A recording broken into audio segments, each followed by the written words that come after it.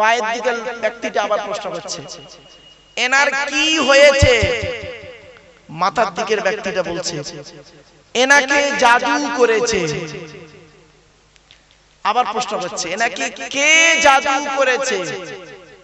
মাথার দিকের ব্যক্তি বলছে লবিদ বিন আসেম বলে এক ব্যক্তি জাদু করেছে। এনার মাথার চুল নিয়ে চিরুনি ভাঙা, হাড় ভাঙা এইসব নিয়ে বনি জারিকের কুয়ায় ওনার চুলের ভিতরে 11টা গেরো বেঁধেছে। চুলটাকে নিয়ে 11টা গেরো বেঁধেছে। বনি জারিকের কুয়ায় পাথর চাপা দিয়ে রাখা আছে, এই জন্য ওনার শরীর খারাপ। পায়ের দিকের ব্যক্তিরা জিজ্ঞাসা করছে কি করে সারবে? বলছে ওই চুলটা তুলতে হবে। তুলে কোরআনের দুটো সূরা আছে, কুল আউযু বিরাব্বিল ফালাক, কুল আউযু বিরাব্বিন নাস। এই দুটো সূরাতে 11টা আয়াত আছে। একটা করে আয়াত পড়বে আর চুলের গেরো খুলবে। এই 11টা আয়াত পড়া হয়ে যাবে দুটো সূরাতে, আর গেরো 11টা খোলা হয়ে যাবে। আল্লাহ চায় ওনার শরীর ভালো হয়ে যাবে। বলি এই মা বোনেরা আস্তে, মা আস্তে, মা আরে মা যেদিন মরে যাব সেদিন বুঝবে রে মানুষটা এই ওয়াজটা করেছিল। বলছে বলি অমনি দুজনেই হাওয়া। নবীজি চোখটা খুলে দেখতে পাচ্ছে না কাউকে। নবীজি উঠেছে, উঠে বাইরে গিয়ে বলছে ও আবু বকর, ওমর, উসমান, আলী, এসো এসো এসো, তোমরা আমার রোগের ওষুধ খুঁজছিলে না? বলছে হ্যাঁ, কয়েকদিন আপনি অসুস্থ। বলছে আমার আল্লাহ আমার রোগের ওষুধ বলে দিয়েছে। বলছে কি রকম ভাবে? বলছে শোনো, বনি জারিকের কুয়া কোথায় গো? বনি জারিকের কুয়ায় লবিদ বিন আসেম আমার মাথার চুল নিয়ে 11টা গেরো বেঁধে আর পাথর চাপা দিয়ে রেখে দিয়েছে। কোরআনের দুটো সূরা আছে, কুল আউযু বিরাব্বিল ফালাক, কুল আউযু বিরাব্বিন নাস। এই দুটো সূরাতে 11টা আয়াত আছে। একটা করে আয়াত পড়বে, একটা করে চুলের গিরো খুলবে। আল্লাহর রহমতে আমার শরীর ভালো হয়ে যাবে। বাস। কে এখন যাবে? হযরত আলী রাদিয়াল্লাহু তাআলা আরো 3 জন সাহাবীকে নিয়ে উনি গেলেন বনি জারিকের কুয়ায়। গিয়ে সেখান থেকে উনি করলেন কি, ওই চুলটাকে উদ্ধার করে আনলেন। শুনেনি, চুলটাকে উদ্ধার করে আনলেন। আনার পরে হযরত আলী রাদিয়াল্লাহু তাআলা আনহু পড়ছেন, মা বোনেরা শুনেনি, বিসমিল্লাহির রহমানির রহিম। কুল আউযু বিরাব্বিল ফালাক মিন শাররি মা খালাক ওয়া মিন শাররি গাসিকিন ইযা ওয়াকাব ওয়া মিন শাররিন নাফাসাতি ফিল উকাদ ওয়া মিন শাররি হাসিদিন ইযা হাসাদ। 5টা গিরো খোলা হয়ে গেল। কুল আউযু বিরাব্বিন নাস মালিকিন নাস ইলাহিন নাস মিন শাররিল ওয়াসওয়াসিল খান্নাস আল্লাযী ওয়াসওয়াসু ফি সুদুরিন নাস মিনাল জিন্নাতি ওয়ান নাস। 11টা গেরো পড়া হয়ে 11টা আয়াত পড়া হয়ে গেল। চুলের 11টা গেরো খোলা হয়ে গেল। আমার রাসূলুল্লাহ আল্লাহর হুকুমে সুস্থ হয়ে উঠে দাঁড়ালেন। আচ্ছা, এটা যে পড়লাম আপনারা শুনলেন ঘটনাটা, সুবহানাল্লাহ বললেন, লাভ কি হলো? কি লাভ হলো শুনে নিন। এবার কি বলছেন আল্লাহর নবী? আল্লাহর নবী বললেন, ও আমার উম্মতেরা শুনে নাও, তোমাদের বাড়ির মধ্যে যদি কোনো ব্যক্তি, কোনো নারী বা কোনো পুরুষ এই কুল আউযু বিরাব্বিল ফালাক 7 বার যদি পড়ে, কুল আউযু বিরাব্বিন নাস যদি 7 বার পড়ে, এই দুটো সূরা যদি 7 বার করে পড়ে যদি কোনো ব্যক্তির গায়ে ফুঁক দেওয়া হয়, নারী পুরুষ ছেলে মেয়ে নাতি নাতনি দাদু স্বামী স্ত্রী যদি গায়ে ফুঁক দেওয়া হয়, ওই বাড়িতে জিন ভূত পরি জাদু বানটোনা কিছুই লাগবে না। জান আজ বাড়ি থেকে প্র্যাকটিক্যাল করবেন, প্র্যাকটিক্যাল করবেন। আর আপনি এই সব না করে কি করেন? আপনি আমার কাছে এসেছেন তাবিজ নিতে, ঠিক না বেটি? আপনি আমার কাছে এসেছেন তাবিজ নিতে, বাচ্চার তাবিজ দেন হুজুর। তা আমি ওই দুটো সূরাই লিখে দেবো আর আউযু বিকালিমাতিন তাম্মা লিখে দেবো, দিয়ে বলবো দাও 5000 টাকা। শুনতে খারাপ লাগলো না? অতি বাস্তব কথাটাই বললাম, একদম বাস্তব কথাটা বললাম। এখন এইটা বলার পরে বাবা অনেক যে সমস্ত ভাইরা তাবিজ করে তারা তো আমার উপর গোষ্ঠী উদ্ধার করে দেবে আমি জানি, কিন্তু কিছু করার নেই।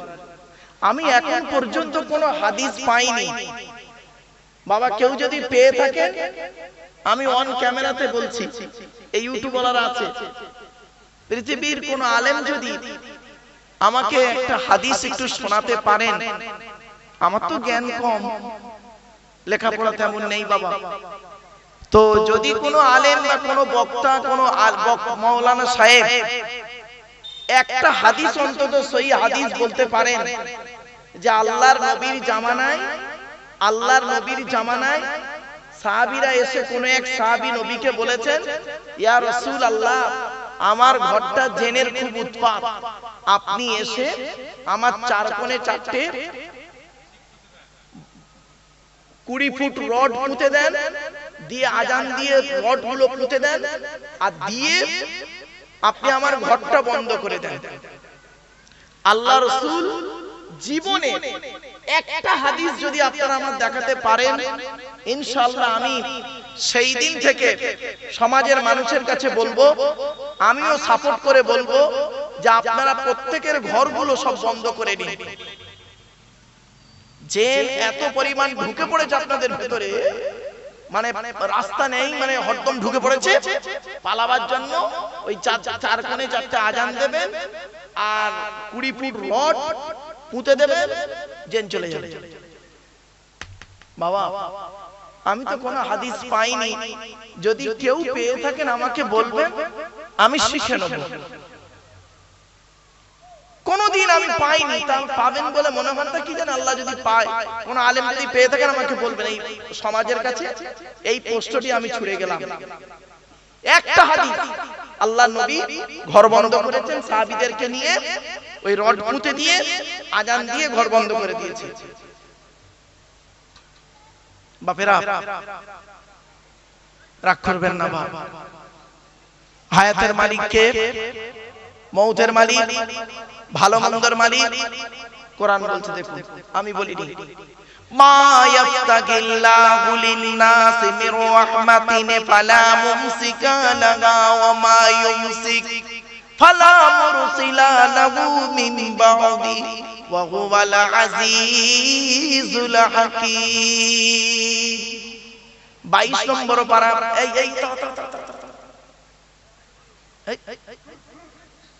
ও ঢুকলো কি করে? ওই মানে জিন এসে গেছে, বলা যায় না বাবা, বাড়ি যেতে পারবো তো? আফসোস বাবা, আমি এই কথাগুলো বলছি তো। আর একটা কথা আপনাদের বলি, আমি এখনো পর্যন্ত খুঁজে পাইনি এই চারটে কোণে চারটে দাগ মেরে কি কলম দিয়ে টেনে টেনে বলে দিল সর্বনাশ, শেষ হয়ে গেছে। শেষ হুজুর, কি শেষ হলো?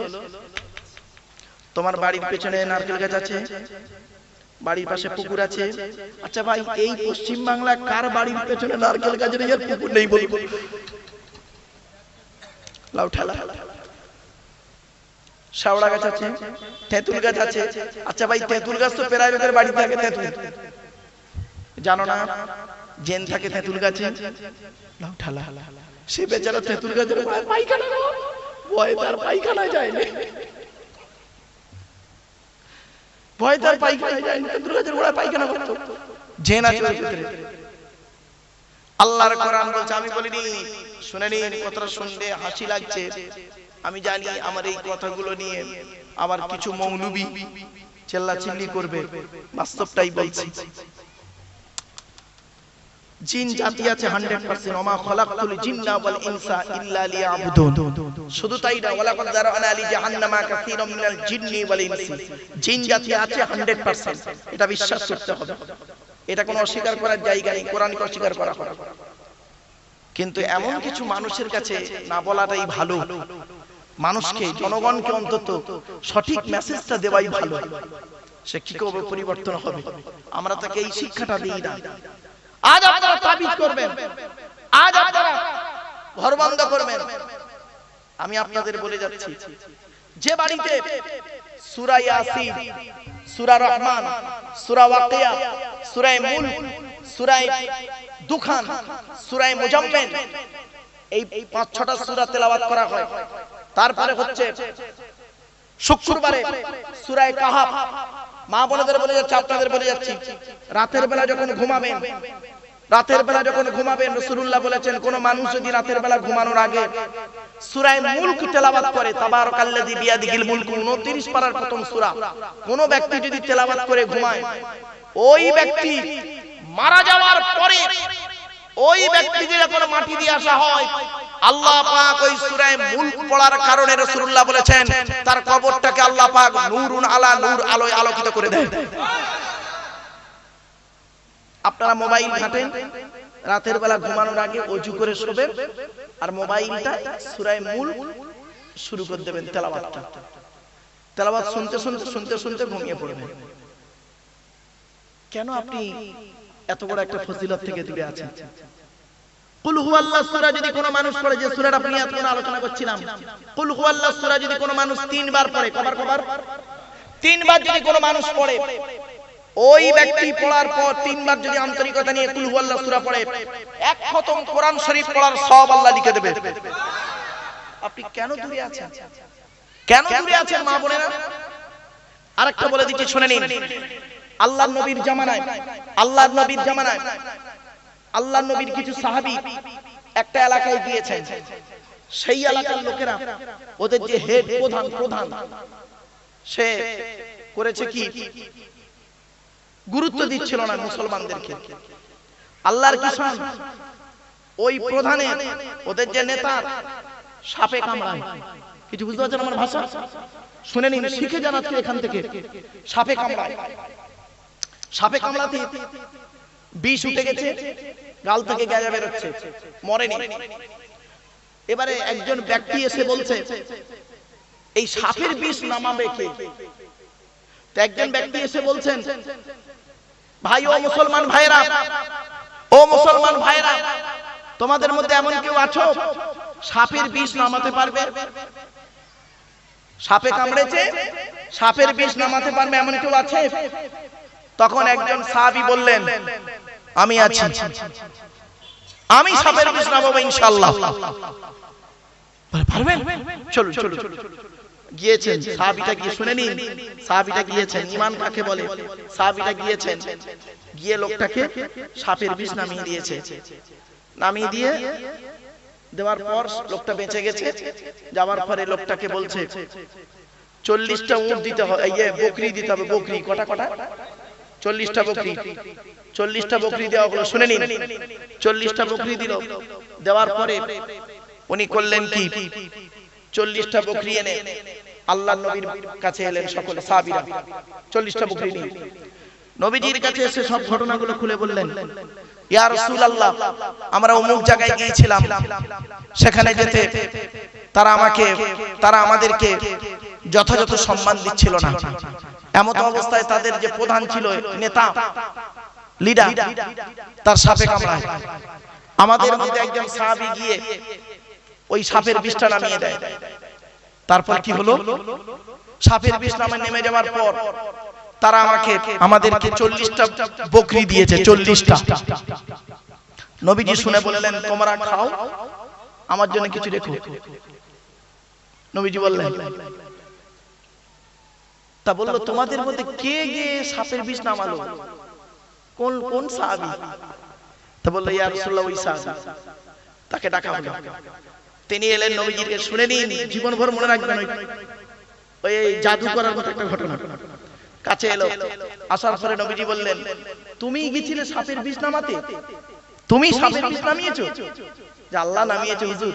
তা তুমি কি এমন ফুঁক দিলে ওর গায়ে সাপের বিষ নেমে গেল? কি বলছে শুনবেন? ইয়া রাসূলুল্লাহ, ইয়া হাবিবাল্লাহ, হুজুর আমি তেমন কিছু ফুঁক দিই নাই, কোরআনের একটা ছোট্ট সূরা পড়ে ফুঁক দিয়েছি। বলে কোন সূরা? সাহাবী বললেন সূরা ফাতিহা পড়ে ফুঁক দিয়েছি। আলহামদুলিল্লাহি রাব্বিল আলামিন আর রাহমানির রহিম মালিকি ইয়াউমিদ্দিন ইয়্যাকা না'বুদু ওয়া ইয়্যাকা নাস্তাঈন ইহদিনাস সিরাতাল মুস্তাকিম সিরাতাল লাযীনা আন'আমতা আলাইহিম গায়রিল মাগদুবি আলাইহিম ওয়ালাদ-দাল্লিন। কোরআনের এই সূরাটি পড়ে আমি ফুঁক দিয়েছি। সূরা ফাতিহায় সূরা ফাতিহা পড়ে ফুঁক দেওয়ার কারণে আমার আল্লাহ পাক সাপের বিষটাকে নামিয়ে দিয়েছে। জোরে বলো। আচ্ছা, এখান থেকে কি শিখলেন? কোন মানুষ যদি সূরা ফাতিহা ভালো করে আন্তরিকতা নিয়ে আমলে পরিণত করে আর সূরা ফাতিহা পড়ে যদি ফুঁক দেয় সাপের বিষ নেমে যায়। আপনি প্র্যাকটিক্যাল করুন না, আমি তো আপনাকে বলে দিয়ে যাচ্ছি। আপনি কেন আব্দুল্লাহিল মারুফের উপরে নির্ভর করবেন? আর কেন ইমাম সাহেবের উপরে ভরসা করবেন? আর কেন পিসা মলি সাহেবের উপরে ভরসা করবেন? আপনি নিজে প্র্যাকটিক্যাল করুন। আল্লাহর নবী বলেননি যে আমার ইন্তেকালের পর অমুক লোকের কাছে গিয়ে খালি এইসব করবে। আল্লাহর রাসূল বলেছেন তোমরা নিজেরা প্র্যাকটিক্যাল করো। কিছু বুঝতে পারছেন আমার ভাষা?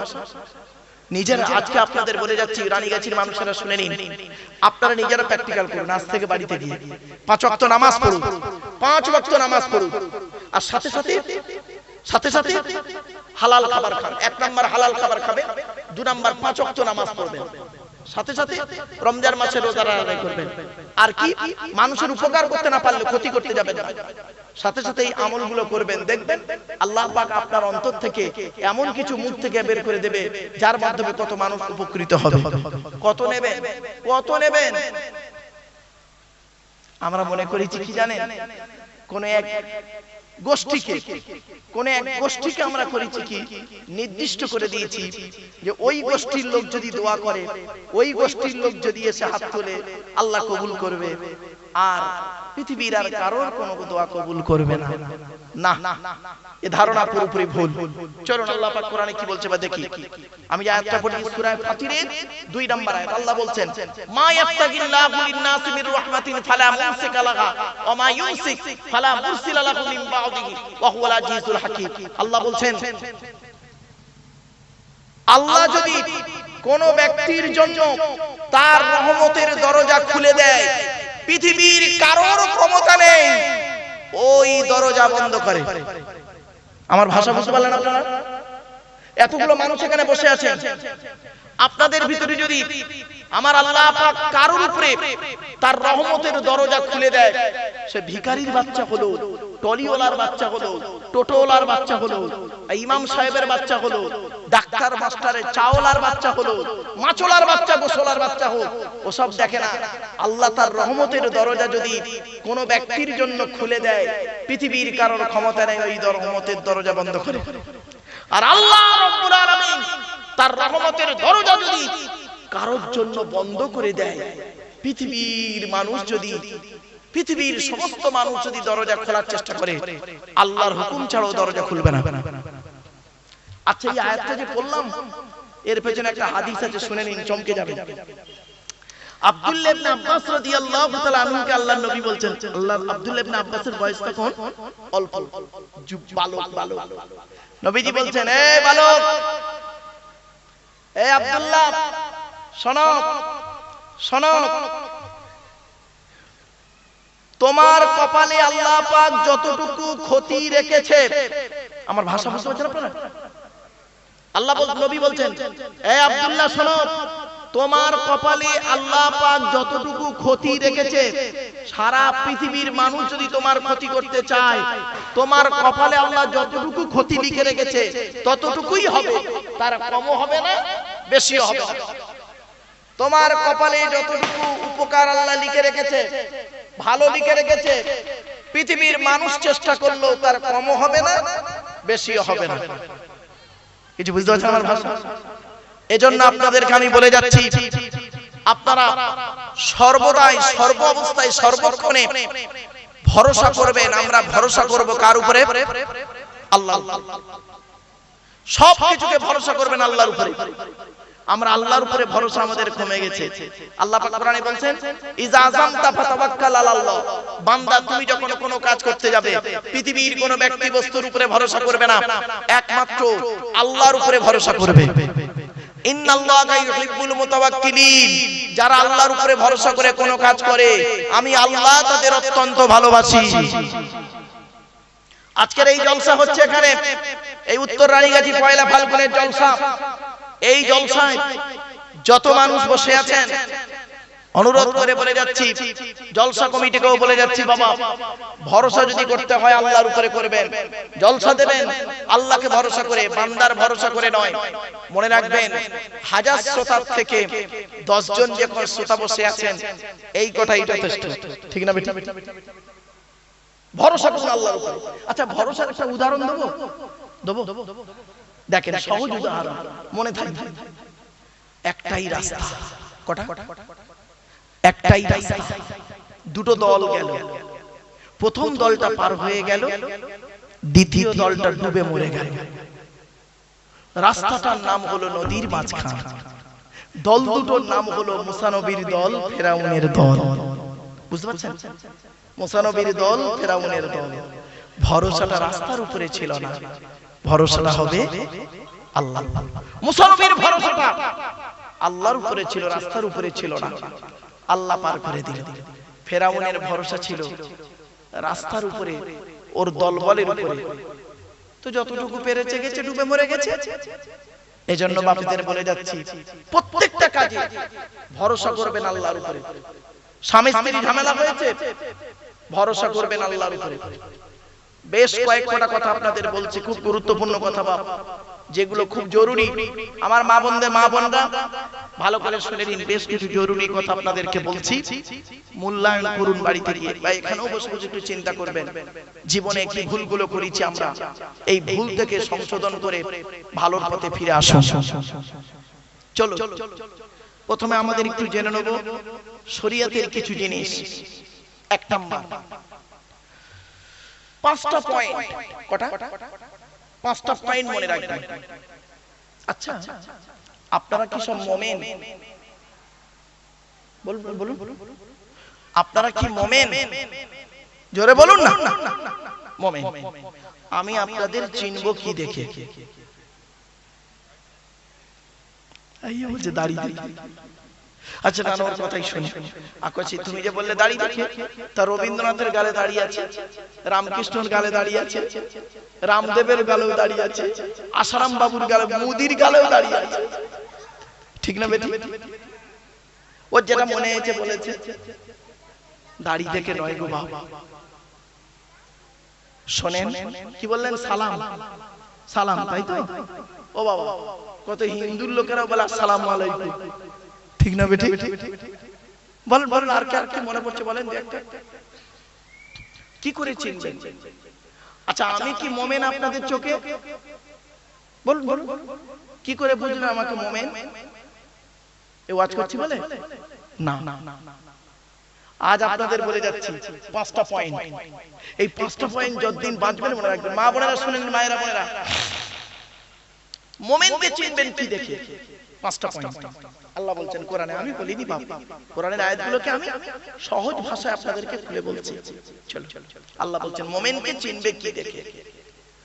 ইন্নামাল মুমিনুনা আল্লাযীনা ইযা যুকিরাল্লাহু ওয়াজিলাত কুলুবুহুম ওয়া ইযা তুলিয়াত আলাইহিম আয়াতুহু যাদাতুহুম ঈমানা ওয়া আলা রাব্বিহিম ইয়াতাওয়াক্কালুন আল্লাযীনা ইউকিমুনাস সালাত ওয়া মিম্মা রাযাকনাহুম ইউনফিকুন।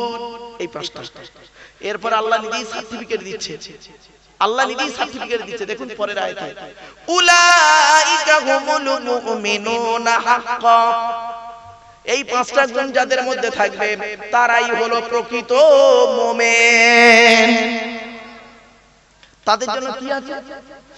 তিনটে জিনিস, লাহুম দারাজাতুন ইনদা রাব্বিহিম ওয়া মাগফিরাতুন ওয়া রিজকুন কারীম। তিনটে জিনিস আছে তাদের জন্য। আসুন কি কি শুনে নিন। আচ্ছা বাপরা প্লিজ অ্যাটেনশন, এদিকে তাকান। আল্লাহর নবী মেরাজে গিয়েছিল, নাম শুনেছেন? বা বলুন না, বলুন না, একটু কথা বলুন আমার সাথে। এই উত্তর 24 পরগনা এলে একটু প্রবলেম হয়, এরা একটু কথার উত্তর দেয় না। এই জন্য আমার ওয়াজ উত্তর 24 পরগনায় বাবা বলছিলাম কমিটিকে, এই হাড়োয়া থানায় একটাই জলসা 2025-এ, এই পয়লা ফাল্গুন, আর কোনো জলসা নেই হাড়োয়া থানায়। কেন জানেন? এই জলসা শোনার লোকের অভাব। একটু আমার সঙ্গে কথা বলুন, তবে ভালো লাগবে, আমারও বলতে ভালো লাগবে, আপনাদের শুনতেও ভালো লাগবে, বুঝতে সুবিধা হবে। আল্লাহর নবী মেরাজে গিয়েছিলেন, শুনেছেন? জান্নাত জাহান্নাম দেখেছেন, শুনেছেন? জাহান্নামায় কি দেখলেন, জান্নাতে কি দেখলেন? চলো জান্নাতে কি দেখলেন? নবীজি বলছেন, আমি জান্নাতের ভিতরে যখন হাঁটছিলাম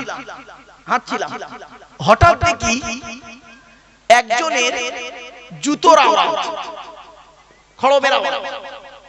আমি চিন্তা করলাম জান্নাতে আবার জুতার আওয়াজ কার রে? নবীজি বলছেন, আমি ঘুরে তাকিয়ে দেখি বেলালের জুতোর আওয়াজ।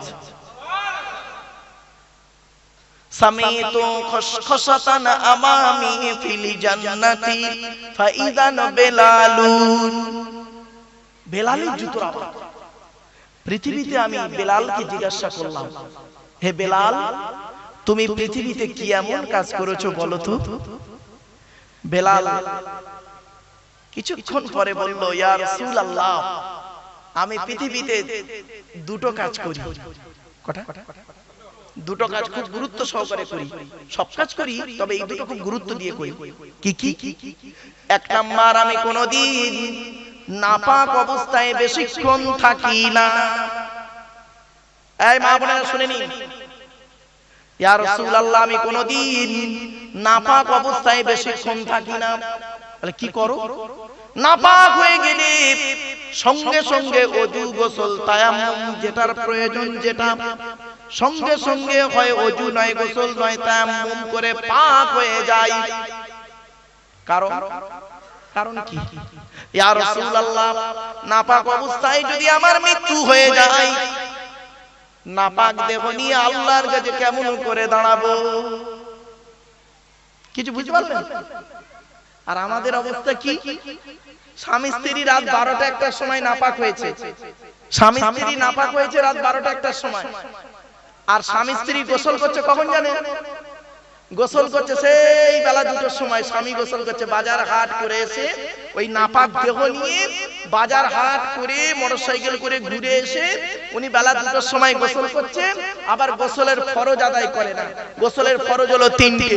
1 নাম্বার গড়গড়া সহ কুল্লি করা, 2 নাম্বার নাকের নরম গোস্ত পর্যন্ত পানি পৌঁছানো, 3 নাম্বার সারা শরীরটা ভালো করে ধৌত করা। একে নাপাক, তার উপরে গোসলের ফরজ আদায় করলো না, সাবান মেখে তোয়ালে নিয়ে ভালো করে মুছে চলে এলো। অনেক মেয়ে ছেলে আছে দেখবেন, এই বাচ্চাই,